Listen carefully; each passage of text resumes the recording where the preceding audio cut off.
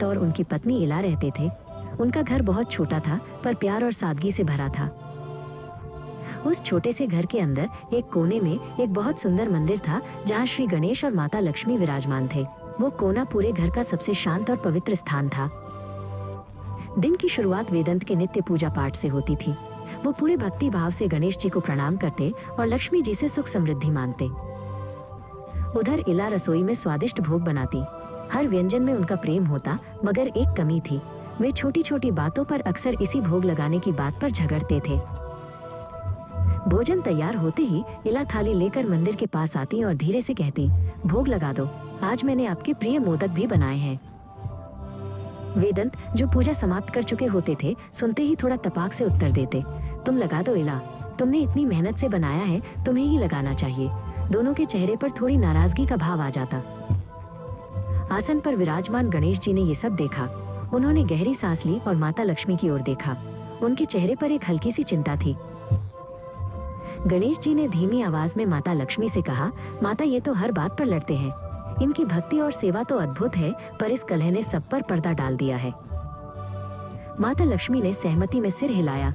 वो बोली, हे विनायक, जहाँ प्रेम और शांति नहीं, वहाँ मेरा वास कैसे हो सकता है। धन को तो वो जगह चाहिए जहाँ सुख सौभाग्य हो, ना कि रोज का झगड़ा। गणेश जी ने दुखी मन से अंतिम निर्णय लिया। उन्होंने कहा, जब गृहस्थ ही अशांत है तो हमें यहाँ ठहरना ठीक नहीं।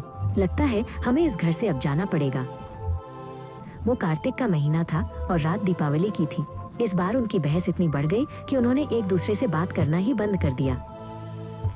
उसी पल गणेश जी और लक्ष्मी जी ने बिना कोई आवाज किए अपने आसन को त्याग दिया। वे उस शांत मंदिर से बाहर निकले जिसे उन्होंने अपनी उपस्थिति से रोशन कर रखा था। उन्होंने द्वार खोला और घर से बाहर कदम रखा। वेदांत और इला अपनी नाराजगी में डूबे हुए इस दिव्य प्रस्थान से बिल्कुल अनजान थे। कुछ ही दूर चलने पर वे एक और घर के बाहर रुके। घर के खुले द्वार से उन्हें जोर जोर से चिल्लाने की आवाजें सुनाई दी और अंदर से झूठे बर्तनों के गिरने की आवाज भी आई। वे देवरानी जेठानी थीं, जो किसी बात पर लड़ रही थीं। माता लक्ष्मी ने घर की चौखट पर बहुत सारी गंदगी देखी। वो सिकुड़ गईं। माता लक्ष्मी बोली, हे गणेश, यहाँ तो हर ओर केवल गंदगी और अपवित्रता है। क्या ऐसे स्थान पर कोई देवी देवता ठहर सकते हैं? उन्होंने अंदर की ओर इशारा किया। न चौका साफ है, न भोजन का कोई प्रबंध किया गया है। ऐसे अव्यवस्थित घर में तो मेरा बिल्कुल मन नहीं लगता। गणेश जी ने गहरी सांस ली और कहा, और झगड़ा, ये कलह इस गंदगी से भी अधिक भयंकर है। जहाँ मन में ही शांति न हो, वहाँ मेरी बुद्धि का भी क्या काम। माता लक्ष्मी ने साफ कह दिया, मैं इस घर में एक क्षण भी नहीं रह सकती। और वे तेजी से आगे बढ़ गईं, उस घर को पीछे छोड़ते हुए। वे और घरों में गए। कहीं बहू सास एक दूसरे को बुरा भला कह रही थी और कहीं ननद भाभी छोटी छोटी बातों पर ताने मार रही थी। वे थक गए। घूमते घूमते कई घंटे बीत गए। कहीं उन्हें आसन पर सम्मान से बैठने का स्थान नहीं मिला, न किसी ने उन्हें प्रेम से भोग अर्पित किया। हर जगह उन्हें केवल बुरी बातें और अव्यवस्था ही मिली। लक्ष्मी जी बहुत उदास हो गईं।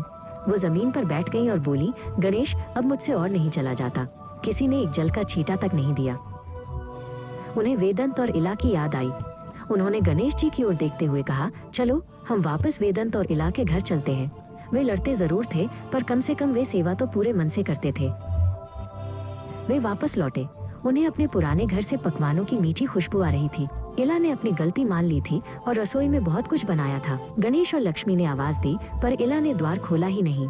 वो बोली, पहले वचन दो, तभी द्वार खोलूंगी कि तुम अब दोबारा नहीं जाओगे। लक्ष्मी जी मुस्कुराई और खुशी से वचन दिया। तब इला ने अपने मन के सारे सुख मांग लिए।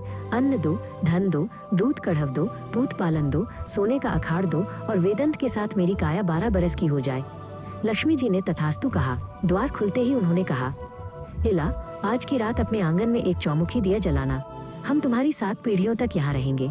और उस दिन से वेदांत और इला के घर में सब सुख ही सुख हो गया। जय गणेश, जय लक्ष्मी। हे गणेश जी महाराज, हे माता लक्ष्मी, जैसी कृपा उस ब्राह्मण और ब्राह्मणी पर करी, वैसे ही इस कथा को कहते सुनते और हुकार भरते सब पर करना। जय गणेश जी महाराज, जय माता लक्ष्मी। इस कथा से हमने यह सीखा कि जिस घर में लड़ाई, झगड़ा और क्लेश होता है, वहाँ पर लक्ष्मी जी और गणेश जी की उपस्थिति यानी उनका वास और आशीर्वाद नहीं होता। घर की सुख समृद्धि और आध्यात्मिक उन्नति के लिए शांति, आपसी प्रेम और एकता अत्यंत आवश्यक है। कलह और लड़ाई झगड़े से घर की बरकत, समृद्धि समाप्त हो जाती है।